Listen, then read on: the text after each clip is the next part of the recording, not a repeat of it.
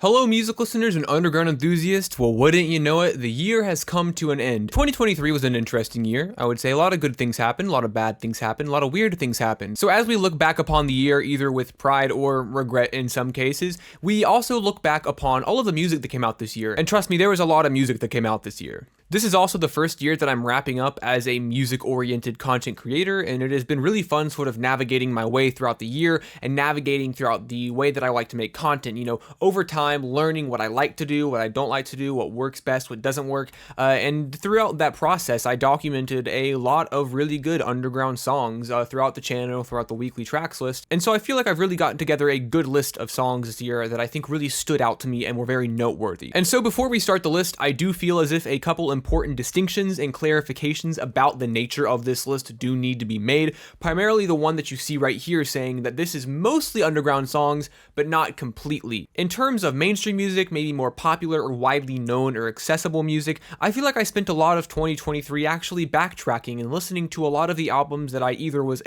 too young to listen to when they came out, or simply just kind of ignored them at the time and didn't really get a chance to give them my full attention. But with underground music, I was very much on top of things, so this list is mostly underground music, but with a couple noteworthy mainstream or more popular songs that came out that I would feel remiss if I didn't talk about in some way. The second clarification that I think is 100% the most important one is that this list is kind of intentionally skewed in terms of results. That sounds crazy, but I promise that it makes sense. See, I made this list primarily with the intention and the goal to showcase and highlight all of the amazing art that was produced by the underground this year, and I feel like if I made a list that was completely 100% my opinion, then it would be dominated by the same small handful of artists just repeating over and over and over again. And honestly, nobody wants to see that. Nobody wants to see me say, one artist has 8 of the top 10 songs. So although this list is ordered numerically, ranked in the order of the quality that I believe the songs to have and the enjoyment that I get out of them, there is the goal of showcasing the diversity and the sonic variety that came out of the underground this year. So now that that's all out of the way, I feel like maybe that format is not exactly super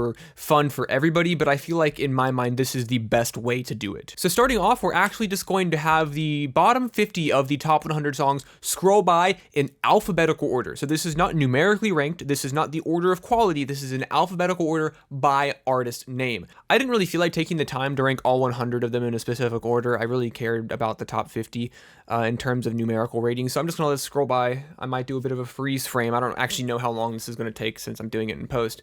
So I'm just gonna I'll sit here, I'll do a little bit, I'll freeze myself and I'll just unfreeze when it's done, so.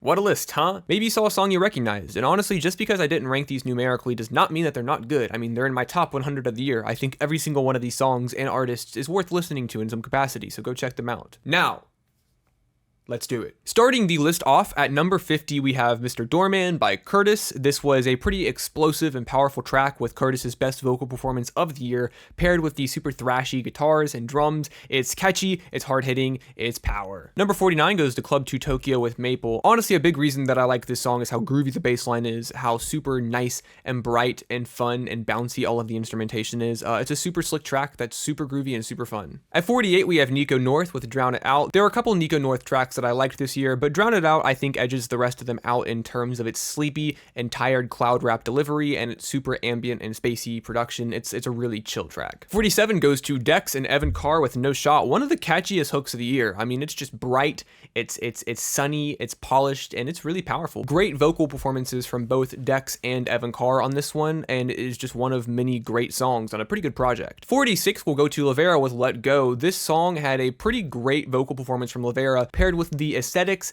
and the stylistic sounds of the 2000s wave of sparkly and glossy R&B and pop music. I think Lavera honors this era of music very well on this song and provides her own spin on it. 45, we have Drama Trial with Strings. Drama Trial was one of the more exciting electronic artists in the underground this year, and I feel like Strings sort of embodies everything that is exciting about Drama Trial. It's bright, it's vibrant, it's exhilarating, it's a lot of fun. 44 is going to go to Skelly with Sermon. I really liked the Please EP this year. It was one of my favorite EPs EPs to come out. And I think that Sermon is the standout song in terms of the visceral and guttural imagery that Skelly uses, the haunting emotions of the vocal performance, and some pretty great production as well. 43 is Lando with Eden. This was a really good song about identity and self-acceptance, and then also sort of the self-doubt of that identity, paired with Lando's trademark bright, vibrant, and almost kind of whimsical production. After a pretty long break after Out of My Mind, a project that I liked a lot, Lando returned with a couple songs this year that I think were incredibly standout and continued to prove that Lando is incredibly good at what she does. 42 is going to go to Young Van with Stay a Little Longer.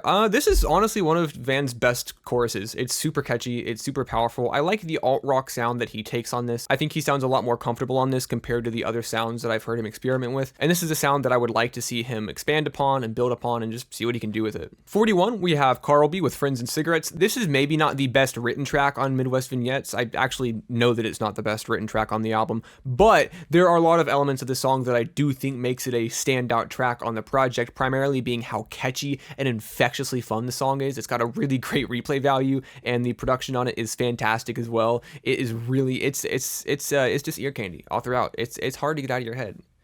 It's tough. Just making it into the top 40, we have Only Friend with Hi Niz, What You Doing This Weekend. The nature of the song is actually interesting. It was not heavily promoted or pushed as a big single, but rather a submission for a charity stream that Niz was holding, but the song is released, and it is an Only Friend song, so you know it's going to appear on this list. It's powerful, it's hard-hitting, Only Friend's vocals are absolutely unmatched, he's a force of fucking nature. 39, we have Kid Mango with Alien, the title track from the Alien EP. I think that all of the areas of experimentation that Kid Mango has done this year in the areas of R&B, hip-hop, and this digital synthy pop, I think that Alien is sort of the culmination of those creative efforts, and it turns out to be one of Kid Mango's most catchy, emotional, and vulnerable tracks to date. At 38, we have Riensu with Crazy For You, which was one of the big songs that came out this year that is sort of on this wave of this bossa nova inspired pop music. Characterized by plucky guitars, high falsettos, and a nice jazz bounce, this wave of pop has been really enjoyable, and I think that Riensu has kind of spearheaded this little underground movement, especially with the Zephyr Cove Collective,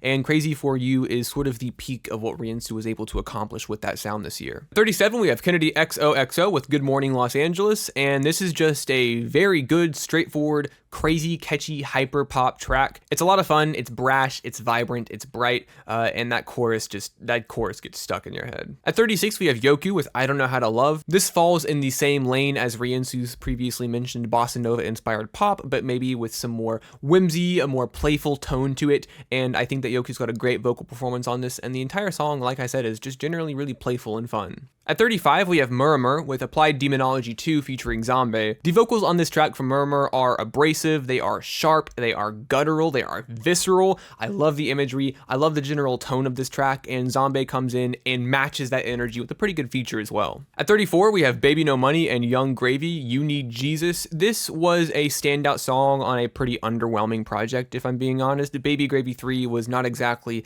my favorite project of the year. I think a lot of it was pretty repetitive and a little boring, but this song stands out a lot, and I think it's really, really good. It's fun, it's got great performances from both Baby No Money and Young Gravy. It's fun, there's the goofy bars, it's a little tongue-in-cheek, but I like it. 33, we have Screwed with Psychopath. This song is probably the best example of Screwed's recent creative shift into a very metallic and reverb-heavy hip-hop sound. The bars are still rapid fire, and the flows are still very tight, and there's a lot of fun wordplay going on, but it's got a very metallic, wet, over-the-top sound that I think Screwed does really well. 32 is going to go to Lord K and Adjacent for their collab song Boss Battle. The song is frantic, it's urgent, it's high energy, fast paced, and fun with a really great beat that does remind you of like an NES boss battle. Great verses from both Lord K and Adjacent, it's a banger. 31 is going to go to Blackwinterwells with Thermonuclear. Wells released a lot of good tracks this year, but Thermonuclear does stand out to me as this hyper-energetic, bright, bubblegum, super sweet sound that I think is executed in a really efficient and fun way. Kicking off the top 30, we have Butane with Credit. This was Butane's debut single as a band, and I think that it definitely made a lasting impression. From the bluesy guitar solos to the incredibly impassioned vocal performance, from the very fun, swingy, bouncy rhythm guitars, it's a well-crafted song and a very good start for Butane. 29, we have Shinigami with Downpour. This song was a bit of a return to form, at least in the metalcore genre for Shinigami, and after being away from the genre for so long, this feels like one of his most creative endeavors in the sound yet. It's heavy, it's harsh, it is hard-hitting, it is honestly everything that I want out of a metalcore Shinigami track. It takes the energy of like Claymore or Vultures and refines it and is just all around a better song. 28 is going to go to Myth Valley with Scarecrow. This song is catchy as hell. I love the fuzzy alt-rock guitars on this. They are abrasive and saturated, but not too over the top. It's still legible,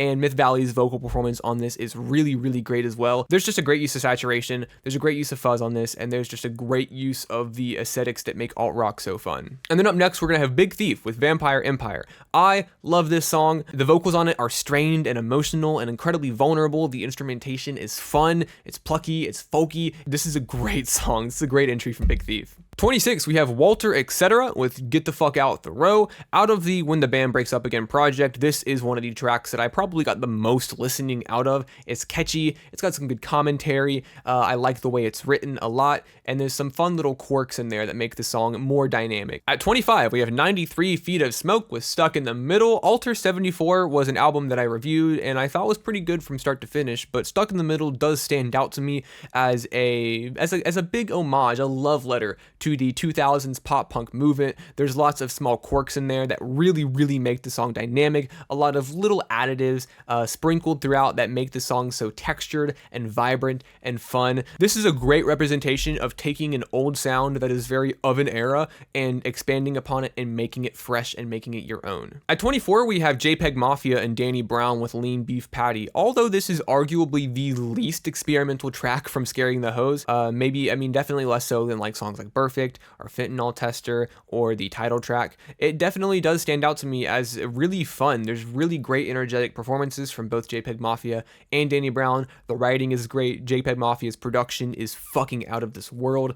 This is a killer track. At 23, we have Atlas with Rosemary. This was a really good return for Atlas. The very folk adjacent buzzy digital sounds was a great foundation for Atlas to have some really great vocals on. The melodies were incredibly catchy. Everything had this very dreamy sound to it. Even though we did get a couple Blood Money Luna tracks this year, this is an amazing return on the Atlas account, and I would love to hear this sound expanded upon. At 22, we have Zoltar with Red 40 Blues. I've said this a couple times on streams and in videos, but I think that Zoltar is a shining example of what a song sounds like when the artist is in complete creative control over every single element. The production is multifaceted with several defined sections of the track having transitions between them. They are easily defined, but they're also incredibly cohesive and comprehensive and blend together really well. Zoltar's vocal performance is emotional and incredibly powerful and sounds great over all of these different elements working together. This is an incredibly well-made track, and it is super, super technically efficient. At 21, we have Sid 6 with Fantasy. Breaking away a little bit from the typical moody R&B sound that Sid 6 typically goes for, Fantasy is a super bright,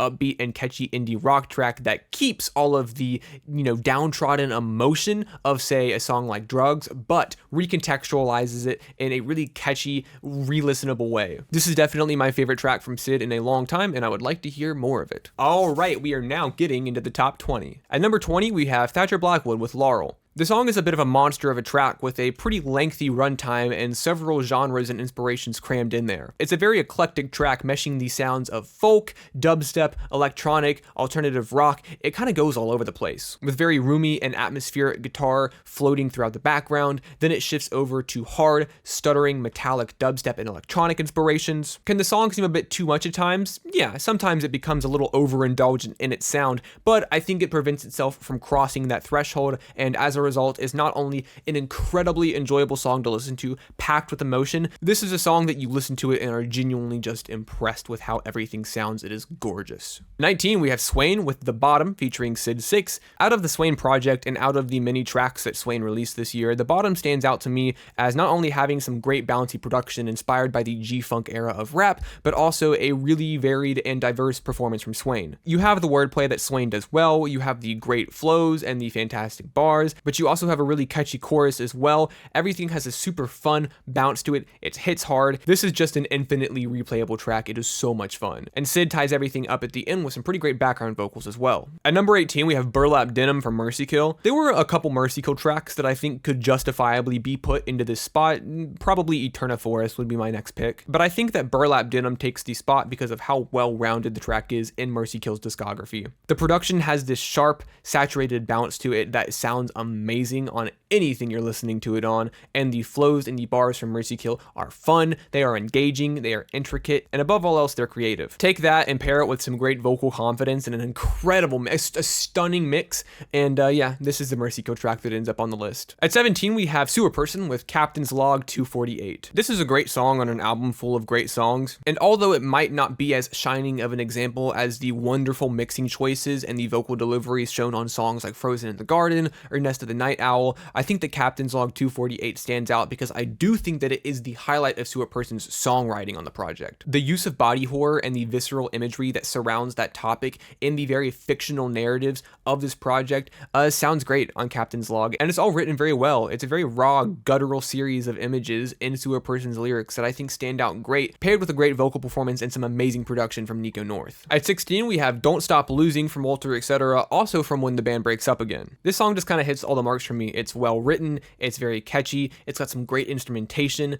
I don't know, I love it. I think this song sort of embodies the attitude that surrounds a lot of creative people these days, and honestly just a lot of people in general. I think it does a really good job of trying to phrase a very complicated series of emotions in a very digestible and understandable way. At 15, we have 100 GECS with Hollywood Baby. The 10,000 GECS project was a lot of fun, and they really did kind of stray away from that original hyperpop influence on the previous project and replaced it for a more nu metal alternative sound, and I think that on songs like Billy Knows Jamie and Hollywood Baby and Dumbest Girl Alive, that is where that sound was heard the most. And Hollywood Baby does a great job of simultaneously being a hard-hitting alt-rock and nu metal track and also being this big anthem. The chorus is big, it is grandiose, and it is anthemic, and the writing is fantastic as well. All of that paired with some pretty great guitar riffs and amazing percussion. And out of the other songs that came out with this album, I really do think that this one takes it. At 14, we have Sydney Gish with Filming School. The song has a very dry humor to it with some very intelligent and well done writing,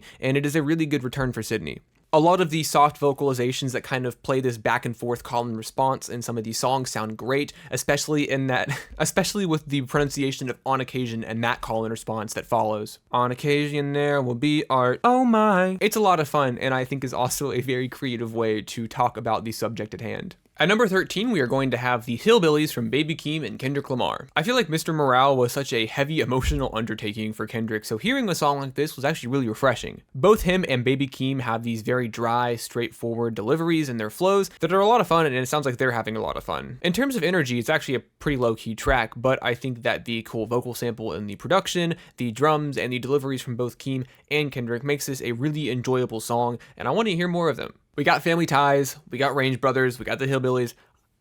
I want to hear more. At 12, we have Teenage Disaster with It's Alive. The song does a great job of blending aesthetics from gothic rock, from punk rock, from horrorcore, and rolling them all up into this really enjoyable, catchy, and eerie and uncanny song with imagery of body horror, of love, of relationships. It's a really creative and unique song, and I think that it shows how Teenage Disaster is able to wield multiple genres and this sort of sound of horrorcore and make it into something digestible, something tasteful, something enjoyable. It's really a lot of fun. At number 11, we have Underscores with Locals, Girls Like Us with Gabby Start. This song is just the most infectious song of the year, by far. The over-the-top, snarky, sassy, entitled delivery from both Underscores and Gabby on this song really seal the deal. It shows that when you commit to the concept of a track, it shows when you commit to the personality of a track, it just shows how much more fun that can be. The repeated phrases in the beginning, those phrases becoming a melody of the production in themselves, the fantastic 2000s pop influence, like I said, how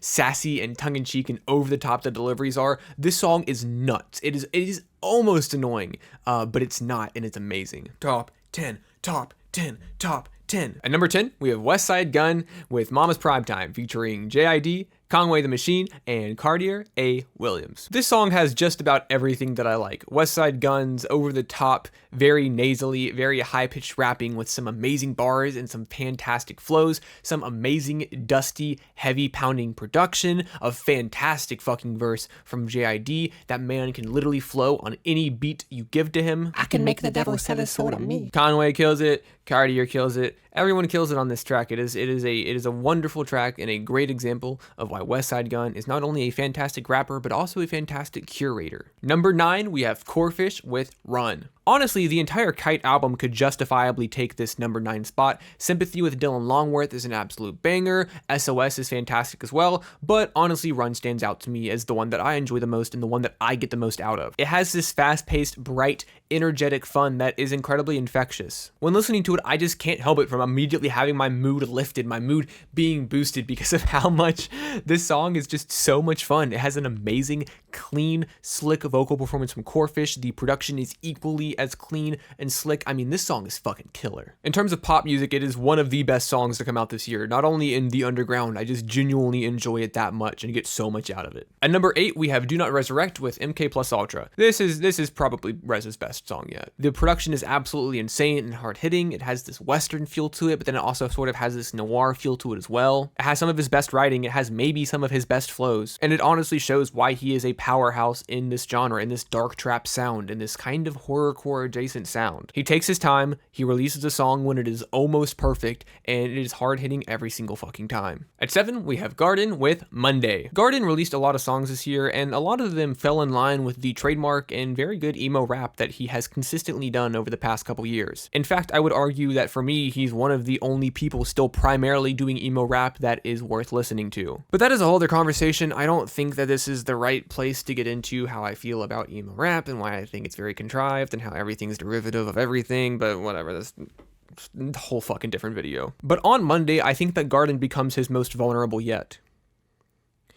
With a fantastic, highly stylized delivery in his verses and a very memorable and catchy chorus, I just think that this is the song where Garden lays everything bare, shows everything that he has to give on a song, and does so with a high amount of style, a crazy amount of personality, and it's an incredibly heart-wrenching song. I think why the emotion translates so well through the song, and why I think that it translates much better than his other tracks that he released this year, is because the track is very intelligently written. The song has this emotional desolation to it, but it also has a high amount of emotional intelligence. Pair that with the boom bap sound, the high energy in the delivery, and the very wistful chorus, and you have maybe what is Garden's best song ever. I sure think it is. At number 6, we have AJJ with Dissonance. Disposable Everything was good. Part of me hoped that it would tackle the emotional landscape of America and the greater world and society with the same raw edge that it did on, say, Knife Man, but I also understand that making the same album twice is incredibly boring. And I like the direction that AJJ went on for Disposable Everything. It's still very folky, but it has a bit more of a softer, more conversational, and more personal approach to the songwriting and the sonic palette.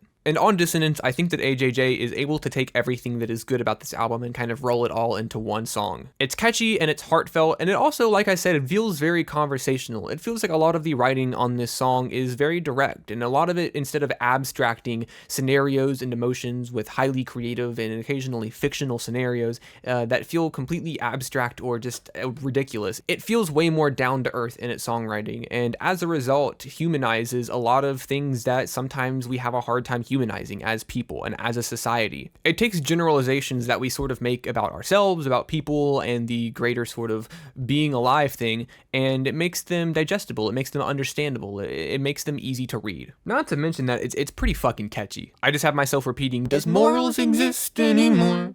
Wondering if society's all broken down, yet I should probably go. It's just a lot of fun to listen to, and once again, AJJ has some of the best songwriting that you can listen to. Speaking of good songwriting, we have Tyler the Creator at number 5 with Dogtooth. The estate sale deluxe version of Call Me If You Get Lost added a lot of really good songs to it, and I think that it's a pretty good example of what you should do with a deluxe version should you release one. But Dogtooth was pretty standout for me. It has the same braggadocious, high energy, confident vibe that the rest of Call Me If You Get Lost has, but but it's definitely also a step above in terms of songwriting, in terms of lyricism, in terms of flows and bars. It's a crazy fucking song. And I understand that a lot of the enjoyment that one can get out of Call Me If You Get Lost sort of comes out of any sort of personal investment that you have in Tyler the Creator's success story, but I think that this one does a good job of sort of branching away from that narrative and talking about and providing commentary on a few other things. He's got the great line about women's bodies and lean guts. That one's pretty fucking good. The "She Can Ride My Face, I Don't Want Nothing in Return, Her Body Count and Who She Fucking Never My Concern" is an absolutely killer way to start the track. And DJ Drama going, "Oh man," is just a fucking highlight. I love that, man. Out of the deluxe version, I don't really know why this wasn't on the original. I think it's one of the best songs on the album, and genuinely I wish we would have gotten it earlier because I keep it on loop. Number 4 is 8485 with Scribbles. It really took me a long time to figure out why I liked this song so much, because it's not like the writing was necessarily very directly personally relatable to me. It's not like it was even a genre of music that I really listened to a lot. 8485 is taking this electronic, this D&B route with this song and the album that it was on, but you know, none of it really on paper screams out, this is something that Mel is going to enjoy. But nonetheless, the stars aligned and it is one of my favorite songs of the year. Number 4, actually. No one has to stop and ask you, don't be so much more difficult. That melody has been stuck in my head since the first day that I heard it. It's an incredibly well-made song. The production from Drain Puppet is absolutely fucking crazy. The vocals from 8485 are ethereal, they are trancy, they are dreamy, they are well mixed, they are amazing. I mean, yeah, I guess that my biggest reason for liking this song and putting it at number 4 is legitimately just I have such a good time listening to it. So this is kind of a cheat. I'm kind of cheating a little bit here. But number 3 is CLAIRO with ZINNIAS Live at Electric Lady. Yes, I'm well aware that Sling did not come out this year. However, the Live at Electric Lady project that had a couple songs from Sling, including ZINNIAS, did come out this year, so I'm going to talk about it and put it at number 3. And I would feel bad putting it at number 3 if this was just kind of a simple live version and wasn't really additive or complementary to the original track, but I truly believe that this is the definitive version of this song. The studio version of the song, even in its energetic peaks, does feel subdued and minimal in its delivery and its impact, because that's a lot of the theme of the album. A lot of this album is very, very soft. It does not have this big presence or impact because it's not supposed to. But on the Live at Electric Lady version of this track, the song explodes and it is incredibly vibrant and dynamic, and you can hear every moving part whirring and moving in the background. But on the Live at Electric Lady version, the song becomes vibrant and dynamic and bright, and it really does take every element that makes the original song good and capitalizes on that, expands upon it, and makes everything that much better. Hey guys, Editing Mel here. While I was working on this part of the video, I kind of felt the need to clarify what I said here about the song and how it being vibrant and more energetic is additive and makes the song better. But also at the same time, the song ZINNIAS is 100% about this idea of settling down and sort of, you know, finding peace and comfort in the idea of moving away from a fast-paced lifestyle and kind of becoming more domestic and building a home and building a family and being close to family. And the more subdued, soft tone of the original recording reflects that motif and reflects that sort of philosophy. So I didn't want to just get on here and say, you know, this version is better only because it's got more energetic. The original song's just so boring, because it's not. The original song's great for those reasons too. I felt the need to clarify that. CLAIRO's vocals are organic and natural and sound amazing. There's a very soft tone to them still, even with the new energy of the instrumentation. Her guitar work is fantastic. The guitar solo, the sounds fantastic as well. It's so textured, it's so rich, it's so lush in its sound. I could go on and on about how every single person that contributed to this track, and you can see them do it in the music video for this, I could go on and on about how every single person has a moment to shine and stand out and provide something unique, textured, and fucking beautiful to this track. It's warm, it is personal, the writing really breaks through. I feel like that this version, the writing is much more understandable, it is much easier to read. Like I said, I love this track, and this is the definitive version of it.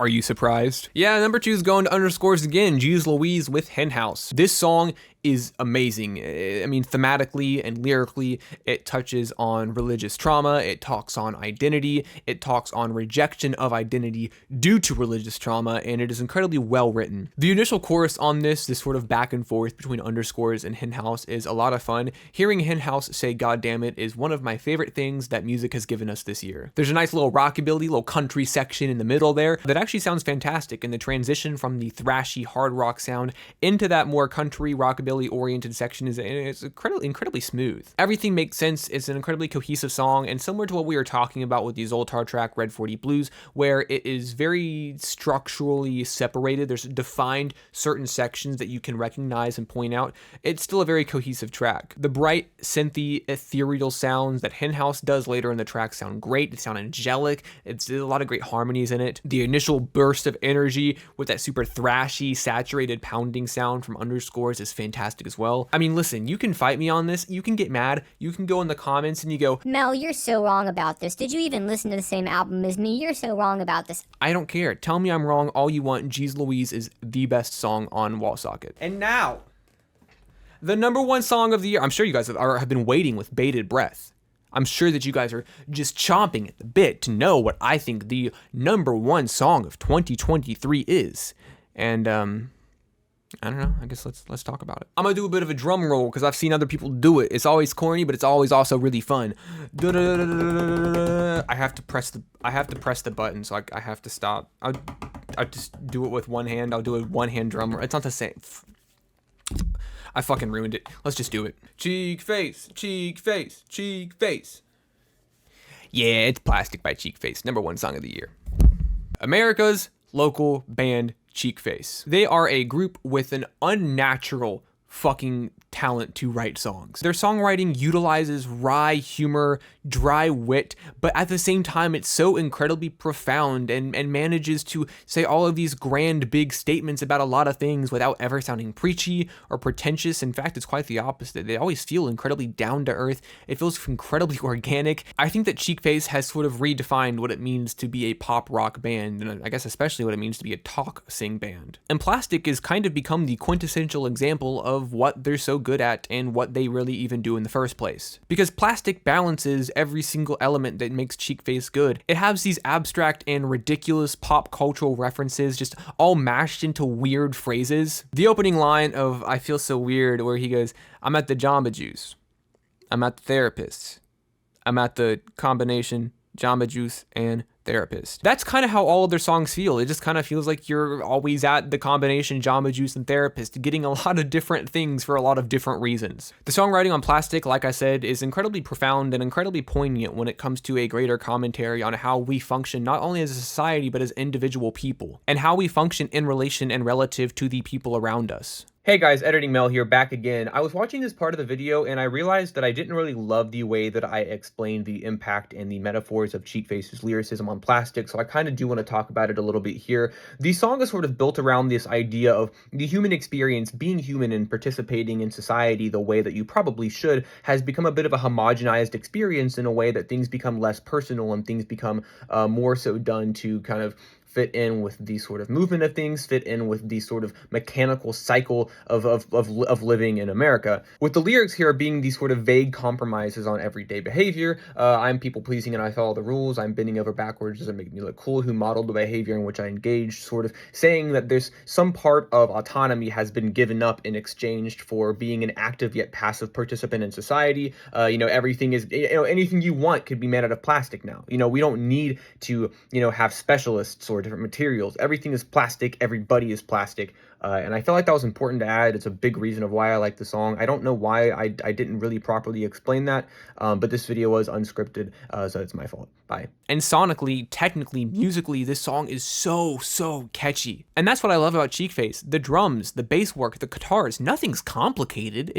They're not doing crazy arpeggios and fucking ripping guitar solos. They're doing pretty straightforward pop rock sonically. But that's why it works, because CHEEKFACE knows what to focus on and when to focus on it. I don't know. I feel like that I could go on, and I seriously recommend not only this song, but the greater CHEEKFACE discography if you have never heard it before, because I guarantee you, one day, 1 hour, one listen, I promise you no time at all, you're a cheek freak. And that does it. That is my top 100 songs of 2023. Let me know what your top songs were. I mean, maybe you listened to a lot of the same songs that I listened to. Maybe you didn't listen to any of the songs that I listened to. But either way, I want to know what you listened to. And hey, don't be afraid to tell me I'm wrong. If you say, hey, I don't think that should have gone there. I think this should have gone there and that should have gone there. Let me know. I always want to hear your thoughts. I'm very curious as to what you think, but primarily this was kind of, like I said, just a way for me to showcase all of the great music that came out this year, and I hope that 2024 is even better. That's about it. Catch me next year when I sell out and do a bunch of iceberg videos. Bye.